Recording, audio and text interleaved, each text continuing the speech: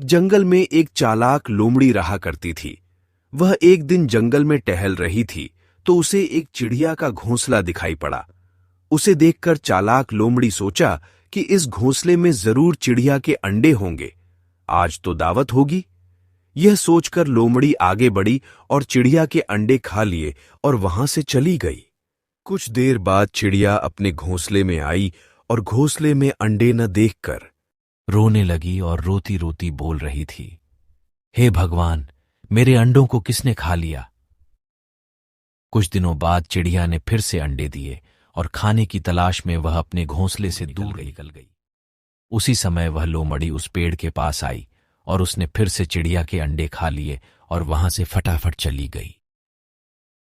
कुछ समय बाद चिड़िया खाना लेकर वापस लौटी। घोंसले में अंडे न पाकर वह फिर से रोते रोते उसकी नजर पेड़ के नीचे लोमड़ी के पैरों के चिन्हों पर पड़ी। उन्हें देखकर चिड़िया समझ गई, एक लोमड़ी आती है और मेरे अंडे खा जाती है। फिर चिड़िया ने सोचा कि ऐसे तो लोमड़ी उसके सभी अंडे खा जाएगी, इसलिए चिड़िया ने अपना घोंसला उठाया और जंगल का सबसे ऊंचा पेड़ खोजने लगी। सबसे ऊंचा पेड़ मिलने पर अपना घोंसला उस पर रख दिया ताकि लोमड़ी उसके अंडों तक ना पहुंच सके। यह सोचकर चिड़िया आराम से जंगल में खाने की तलाश में चली गई। लेकिन कुछ समय बाद उस लोमड़ी ने चिड़िया का घोंसला ढूंढ निकाला और अंडे खाने के लिए वह उस पेड़ पर चढ़ने की कोशिश करने लगी।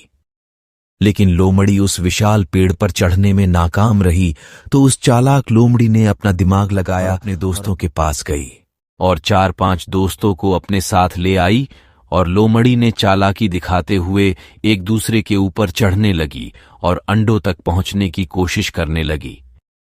तभी वह चिड़िया जंगल से लौट आई और लोमड़ी की चालाकी को देखकर वह हैरान हो गई तथा अपने अंडों के बारे में सोचकर रोने लगी और कहने लगी, हे भगवान, इस चालाक लोमड़ी से मेरे बच्चों की रक्षा करो।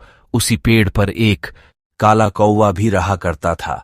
वह चिड़िया का रोना सुनकर चिड़िया से बोला, क्या हुआ बहन, क्यों रो रही हो। तभी चिड़िया बोली, ये लोमड़ियों का समूह मेरे बच्चों को खाने वाला है, कैसे भी करके मेरे बच्चों को बचा लो। तभी कौवा बोला, तुम चिंता मत करो बहन, मैं तुम्हारे बच्चों की रक्षा करूंगा। तभी कौवे ने उड़ान भरी और सबसे नीचे वाली लोमड़ी के पैरों पर चोंच मारने लगा, जिससे नीचे वाली लोमड़ी का संतुलन बिगड़ा और वह नीचे गिर गई। इसी प्रकार ऊपर वाली सभी लोमड़ियां भी नीचे गिर गईं और लोमड़ियों का समूह वहां से भाग गया। इसी प्रकार कौवे ने चिड़िया के बच्चों की रक्षा की। तो दोस्तों, यह कहानी आप लोगों को कैसी लगी हमें कमेंट बॉक्स में जरूर बताएं तथा चैनल को सब्सक्राइब करना ना भूलें। धन्यवाद।